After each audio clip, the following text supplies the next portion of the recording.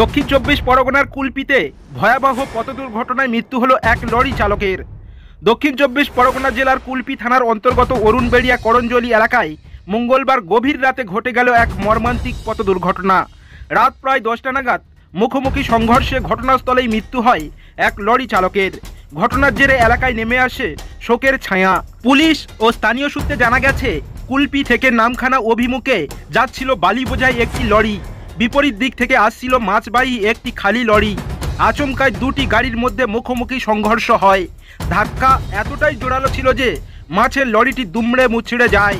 ঘটনাস্থলেই মৃত্যু হয় ওই লরি চালক পিন্টু মালের, বয়স আনুমানিক 30, যার বাড়ি হারুট পয়েন্ট কোস্টাল থানা এলাকায়। দুর্ঘটনার খবর পেয়ে কুলপি থানার পুলিশ দ্রুত ঘটনাস্থলে পৌঁছে মৃতদেহ উদ্ধার করে ময়নাতদন্তের জন্য পাঠায়। বালি বোঝাই লরির চালককে আটক করা হয়েছে এবং দুর্ঘটনাগ্রস্ত দুটি গাড়ি থানায় নিয়ে যাওয়া হয়েছে। পুলিশের প্রাথমিক অনুমান, অতিরিক্ত গতির কারণেই এই ভয়াবহ দুর্ঘটনা ঘটেছে। পাশাপাশি চালকের ড্রাইভিং লাইসেন্স, পারমিট ও গাড়ির সমস্ত নথিপত্র খতিয়ে দেখা হচ্ছে। ঘটনার সঠিক কারণ জানতে ইতিমধ্যে শুরু হয়েছে পূর্ণাঙ্গ তদন্ত। পুলিশ প্রশাসনের পক্ষ থেকে জানানো হয়েছে, সড়ক নিরাপত্তা নিশ্চিত করতে নিয়মিতভাবে সেফ ড্রাইভ সেফ লাইফ কর্মসূচি পালন করা হয়। গাড়ি নিয়ন্ত্রণে চালানোর বিষয়ে চালকদের বারবার সচেতন করা হচ্ছে।